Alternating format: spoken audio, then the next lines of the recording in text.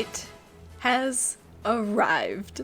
The One Piece live-action adaptation by Netflix, the first trailer, has officially been released a couple of days ago, and I am ecstatic. This trailer hyped me up for the live action. It's really not that bad. I will go into it. This isn't a reaction because I did already watch the trailer several times at this point, but I will tell you my first reaction to it, my first impressions, knee-jerk reactions, and what I do and do not like about the trailer now that I've watched it and I've sat on it for a day or so. But let's get into it. Hello everyone, it's Luffy Traffy. Let's see how long that stays there for. So, getting into it, my first reaction is that I was extremely hyped. This is something that we've all been waiting for a very long time, but watching it was very uncanny to watch the cartoon characters that we all know and love walk around in the real world. It was hard to separate it from cosplay, is one thing that I've seen a lot of people say, and I agree.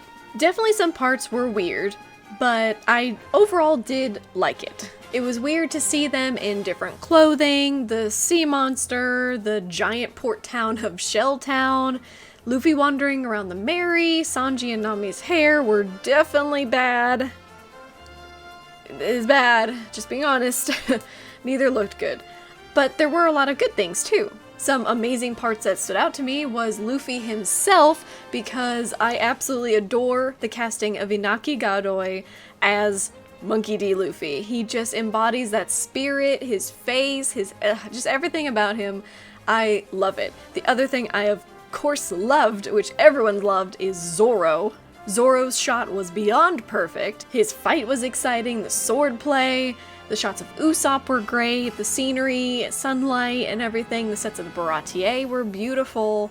Buggy was terrific. My friends did not like it, but I am a big fan of going towards a more horror film for Buggy D. Clown. I mean, he looked terrifying in a good way. But like I said, I've watched this, I don't know, maybe 20 times by now, and I have to say that I do not hate it. There was a lot of cringing when I first watched it. The very first watch through, I was like, there's just something weird about it. But when you get down to it, the individual details that I'm going to go through about the negatives and the positives, mostly the negatives are small things, and you can reason them away with the fact that it's a live action adaptation. A lot of things, of course, that happen in the anime and the manga will not look good in a one-to-one recreation in the real world. With the characters, the scenes, the setting, it just won't work. So with that all in mind, it's not outright bad. And with me, and probably a lot of big fans of the show, it's really gonna be hard for them to mess it up to the point where I hate it. Because I will get hyped no matter what. This is a new piece of media that I can consume about One Piece. It's like starting the series all over again. I'm excited to see what they do with it. And again, it's One Piece. I have blind love for it. So as long as the soul, the heart and the soul of the show is in it, which I believe it is from this trailer and from what I've heard about it, this is great. I'm excited. But let's go into the dislikes first to get that out of the way. There's a lot of them, but really they're all small, mostly. So immediately after watching it, I had to work through some of my knee-jerk reactions to what I didn't like. One of the things was, of course, the clothing. Now, if you don't think about it for more than 5 seconds, I was very unhappy that Luffy, particularly, were in a bunch of different clothes, and Nam, all of them are in different clothes. I'm like, that's weird, but then, again, think about it for more than 5 seconds, these are real people, and in the real world, not anime or cartoons, people don't wear the same outfit over and over again, and we did get to see a very iconic group shot of them all in their actual attire from the manga, so we do still get to see that nostalgic vision of the Straw Hats. I mean, even in the actual anime and manga, they do change clothes, so it's really not that weird. It was just weird to see one of the opening shots, him in like that Hawaiian outfit, But then, of course, looking more into it, we see that these are adapted outfits from other color spreads of Oda's design. So at first it might look weird with the overalls, the Hawaiian shirt, the blue shirt that he's wearing in the Baratier. All of that might seem weird, but then you look at all the panels that it's inspired by, and that little detail right there, they could have went with any outfit. I mean, Luffy has a style, right? He's wearing a Hawaiian t-shirt and Dressrosa, for God's sakes. I mean, it's not hard to figure out his style. But the fact that they recreated every outfit from existing pages from Oda in the early days of drawing the Straw Hats, I mean, come on! Even Usopp had it. That alone tells me that they are in the right headspace when making this.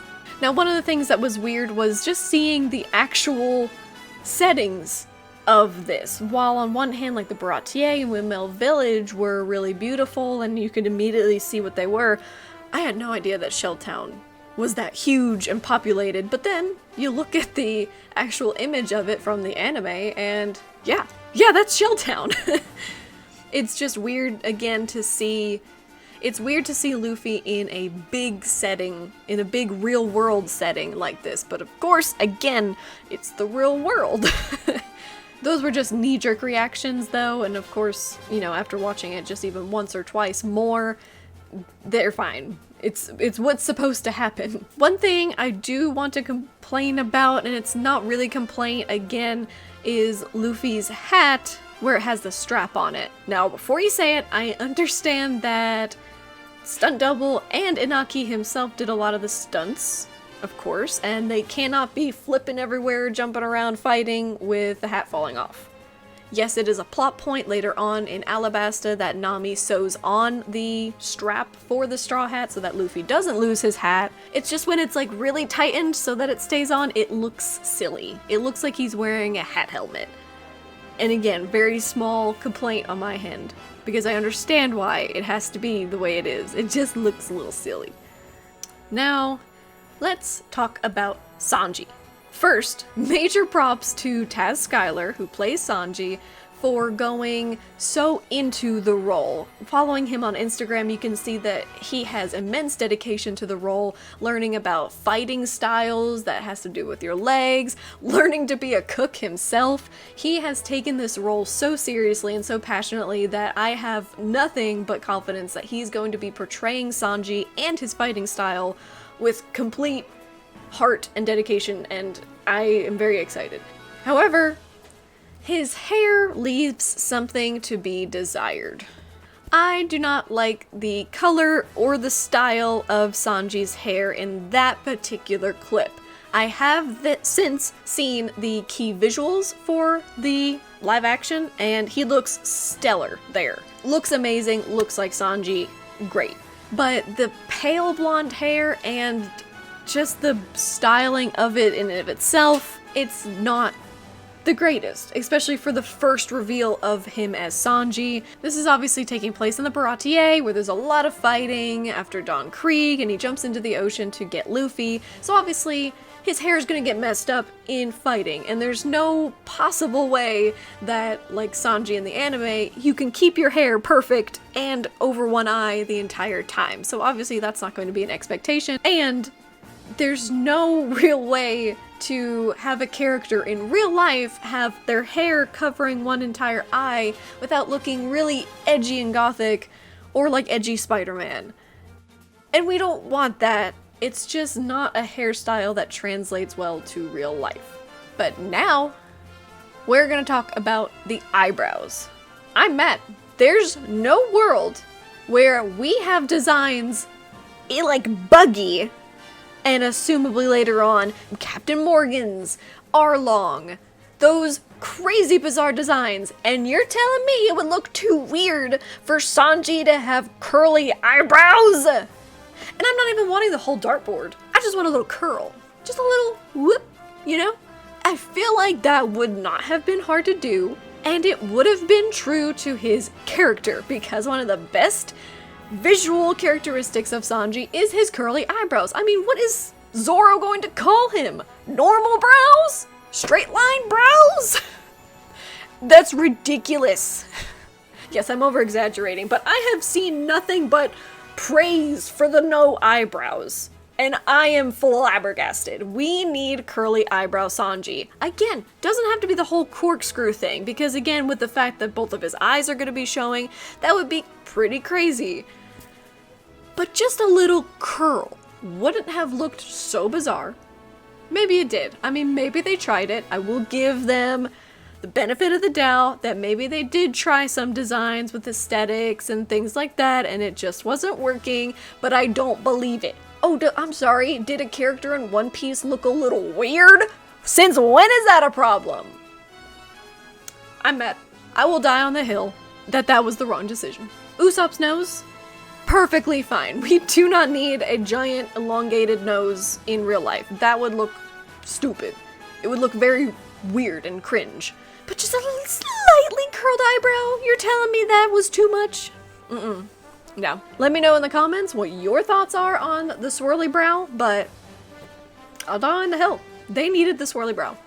But anyway, like I said, the key visual of Sanji, where he's all put together and, you know, his hair looks a lot better. He looks fantastic. And I know, again, Taz will do a great job in portraying Sanji correctly. It was a very jarring first look. And it took me a bit. I'll give you that. It took me a second to realize that he didn't have swirly brows. But once I saw it, I'm at. Now, let's dig into Nami. I absolutely love Emily Rudd. She is beautiful and gorgeous and the perfect Nami that they could have cast. Her as the actor seems like an adorable, sweet, like just such a passionate actress.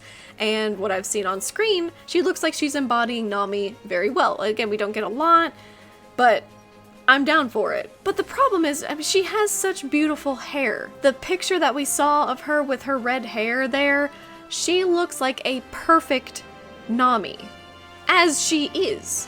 So to see her with that bright orange hair, whether it's dyed or a wig, I was getting both. It looks like a wig, but it also could definitely just be dyed hair. Regardless, it looks awful in that first shot of Nami. Later on, when she's bickering with Zoro in that scene, when she's got her signature pigtails, she looks fine there. The hair does look a lot better in the sunlight, so maybe it's just the lighting of that scene.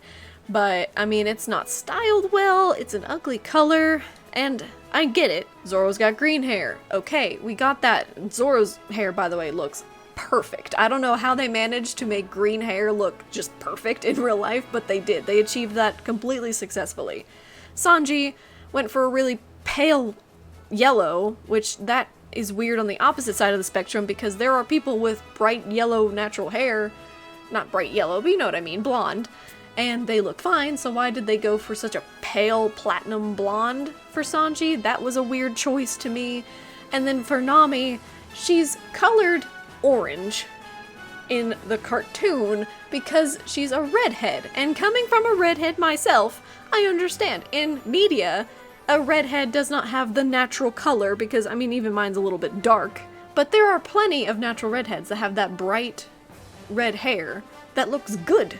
Not orange. It's colored orange because it's an over-exaggerated portrayal of a redhead in an anime. They definitely should have went with a more naturally colored red hair, even if it was more on the brighter scale. Again, like I said, mine's pretty dark. It almost looks brown, especially on camera. But I don't think orange, that, you know, cartoony look was the right choice. But with all that nitpicking, again, I want to be 100% clear. I absolutely love the casting for everyone here. We only got dialogue from 3 of them, but I am sure that just by looking at the actors off screen, of, you know, the group pictures that they take, the interviews, things like that, it seems like they already have such a great chemistry. So I have no doubt that they are going to be able to bring the characters and the crew dynamic together perfectly. And at the end of the day, that's all that matters. If Nami's got bright orange hair, that's not nearly going to be as unforgiving as like a poorly written Nami, which I don't think is going to be the case. The complaints I have are small in the grand scheme of things. Now, the CGI, I am on the fence. When I first watched it, I mean, obviously it looks like CGI, and it didn't really look that bad. Compared to what it could have been, this is great. I won't say that it's perfect. A lot of people were like really hyping it up, and I wouldn't go that far. But you do have to manage your expectations. This is a TV show, 1, with a budget, 2, and 3, there's going to have to be so much CGI that you can't expect every second of it to look perfect. Because the problem is, when things in real life are CGI, your eye immediately goes to it because it's weird looking. Like his fist stretching back, we know what skin looks like. So it's much easier to see the differences in CGI versus an actual arm when it's stretching. But I mean, what are you comparing it to when you say that the sea leviathan doesn't look realistic? What are you comparing it to? A shark? Yeah, it's going to look fantastical. It's a fantastical beast that doesn't exist. So you can't really be that hard on it, really. Yes, it could be better. For sure, it's not perfect, but for what it is, it's great. His arm did look weird though, and I don't want to voice all of my concerns for the fishmen, and that is maybe where we should shift our concern to, because that might look a little strange. It's a lot harder when it's actual people, not a make-believe creature. Now the Mary is definitely on the negatives list, but fortunately, or unfortunately, depending on how you look at it, we've had a while to sit on what the Mary looks like, and, you know, it's horrifying. But it is what it is. Horrifying, that is. Can't wait to see that burn! I wish our adventures would never end. But now that I've gone in depth with my negatives, I want to punctuate it with all the positives, because at the end of the day, the positives, not far outweighing, but they are outweighing the negatives in what I'm seeing in the live action trailer. All of the things that I mentioned just now are very small things, and in the grand scheme of things, it won't affect the story itself if it's written correctly. Except the eyebrows. I'm still mad about that. So, let's go through the characters that I didn't shit on. Again, love you, Emily Rudd and Taz Skylar. They are amazing picks for their characters, and I know that they're going to do a great job because they just seem like great people. The ones that I really have no complaint for, like not a zero complaint really, except maybe the hat for Luffy, is Luffy, Zoro, and Usopp. They are absolutely perfect. Again, love, love, love Inaki as Luffy. His face, oh, the scar. The scar was a problem. That's one of the things. I did not write this down, but, and I'll just say it now while we're getting into it, the scar I definitely have a problem with. And I understand that in the real world, scars do not look like a black line across your face. However, there are ways to make a scar more prominent that still looks realistic. You can barely see his scar in the majority of the shots. You can make it out fairly well in the super still close-up that they open with. You can see that it's there, it even has like the cross hatches, so it is his scar, but you can barely see it. It's only slightly beveled. And that's a very big defining feature for Luffy, so they definitely should have made that a lot more prominent, even in post, which maybe there's still time, but his scar not being visible is definitely an issue, and I don't think that would have been that hard to make better. Again, I get that scars are subtle a lot of times, but a lot of times they're not. I mean, just look at Zuko in the new reveal for the Avatar Last Airbender live action. His scar is pretty prominent, and you know, I'm not saying you have to go that far, but there are ways to make a scar look realistic and prominent, and they should have done that. So, I guess I do have some complaints for Luffy, but Zoro and Usopp are great. I mean, Usopp Jacob Gibson as Usopp, I absolutely love, and Makenyu as Zoro, perfect. Absolutely no complaints whatsoever here. I have complete faith that all of these characters will shine. And as for Inaki, I don't think there's going to be any scene where he doesn't shine as Monkey D. Luffy. And in the moments that he doesn't, I feel like it's going to be a writer issue. Because, for instance, that quippy, Marvel-like banter that has been brought up, and I thought so too. It's really not Luffy's style, so that dialogue there was a little off-putting, not really something Luffy would say, but even then he delivered the dialogue like Luffy, so even when he's saying things that Luffy wouldn't necessarily say, he's still doing a great job. He's still embodying Luffy. So I have nothing but beautiful, beautiful compliments to Inaki. And yeah, as for Zoro and Usopp, I'm excited to see how Usopp is portrayed. We didn't get too much from him. We didn't get any dialogue, and we just got 2 quick shots of him. Both, he looks amazing. Again, the nose was definitely a correct choice, because sometimes we don't want it. Sometimes we do not want the one-to-one. That would just look awful. And Zoro, I mean, yeah. Zoro nailed it. I think if you had to look at any single character of the crew, Zoro is the top gun, looks perfect. Exactly how you'd imagine a live-action Zoro. And apparently Makenyu did another live-action adaptation where he played a swordsman too. So his skills are real. Those scenes where he's fighting there, and we even see him doing the 3-sword style, which doesn't look crazy. It's real. I am very, very much... I'm so excited for that. For everyone, really. Now, the sets looked amazing. I have seen the Baratier before in that special behind the scenes, and I saw bits of Windmill Village from the leaks, so I knew the sets were going to be beautiful. That's not news, and I'm just really excited to see more places like Arlong Park and Logtown, maybe even a distant shot of Reverse Mountain off into the distance. They do the barrel scene. They did that scene well, and to include it in the trailer, again, they got it. They understand. They understand One Piece. But imagine that scene and then they all look off into the distance and you just see Reverse Mountain. That's a great ender for the series for the season, not the series. Hopefully not the series. For the season. The end of season 1, you see off into the Reverse Mountain and knowing that there's still a grand adventure waiting to happen. And then, of course, the last thing I have to say is Buggy was fantastic. Like I said earlier, I am 100% down for a horror film Buggy. Definitely a shock to watch for the first time. Like, when he pops up on screen, you're like, oh, Jesus! But that's the point. It's Buggy. It's Buggy if he was actually intimidating. It's great. It's definitely a better choice to go with that kind of aesthetic than the stupid kid's birthday clown that he looks like in the manga. And I get that he's a goofy character, and if they do it right, they could still tread the line between a horrifying character that's still a gag. Like, he will be presented as this really intimidating, horrifying clown, which he is in the manga, portrayed as horrifying.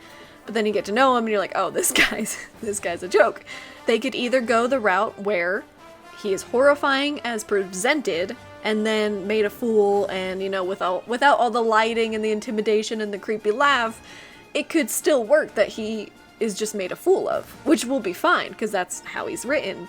Or they could go on the other end and keep on with the horror aspect, because could you imagine a horrifying Buggy that looks like that with his head cut off and he's still laughing? I don't know if you remember his introduction, but Zoro just straight up cut his head off and then Buggy just starts laughing.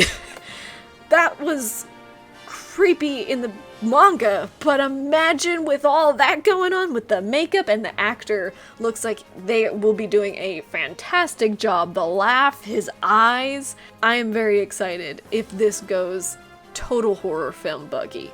I'm excited. Because that's the benefit with the live action, is you can make some creepy things even creepier when they're hyper realistic. Yeah. And if they go with a sadistic Buggy, I can only imagine what Arlong and the Fishmen are going to look like, as they are portrayed as this very evil, intimidating group of people. I am worried about the CGI, to be clear, but if they lean into the terrifying, that CGI uncannyism, is that a word? I don't know, might work, and might not look as terrible as it could be, as it probably will be. But we'll see! But in conclusion, this has a chance, and that is a lot to say about a live action adaptation. A lot of people had a lot of negativity flowing towards any anime adaptation, which is fair. Again, we've all been scarred by previous instances of this. But the consensus, at least within the One Piece YouTubing community, and hell, even outside of the community, Asmongold, Charlie, they were all reacting to it, we all think it's not that bad. And to say that is a compliment, because, again, expectations have to be monitored with this. No one's gonna say, oh god, that looks perfect, it's a one-to-one recreation of the anime. No. That there would be no point in that. So they're taking the creative liberty to bring this to live action, cutting where they have to, adding where they need to, and for what it all is, this looks good. And a lot of people are having very, very high hopes for it. And overall, I do. If I had to rate it, I wouldn't rate it as high as a lot of people are. A lot of people were giving it like 8 out of 10s. I wouldn't go that far. Again, this is taking away my blind love for One Piece, because if I just had to rate it myself, 10 out of 10. This is great, you know? 10 out of 10. I don't care, it's One Piece. But if we're being serious, I mean, a 6? Solid 6? 6, 7? I mean, you know, it's not bad. It's not fantastic and perfect, but it's not bad. And that in of itself is fantastic for a One Piece, an anime live action adaptation. As long as they have, you know, at the end of the day, as long as they have the spirit and the soul and the heart, the romance of One Piece, and especially what it embodied in that early stage of the East Blue, we will be happy, because it will be recognizable as One Piece.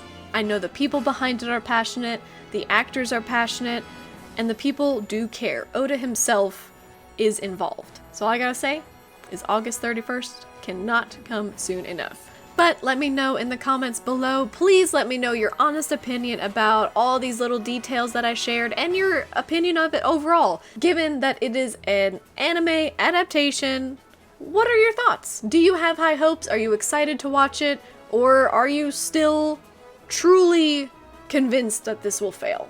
Because I would be hard-pressed to have that opinion, and, you know, a lot of people were saying that online, but I just really don't see how this looks like a failure. It's not bad! It's not bad. So, again, let me know your thoughts, but I hope everyone has a great day, night, evening, morning, wherever you are, and this is Beppo, signing out. Bye! Pshoo!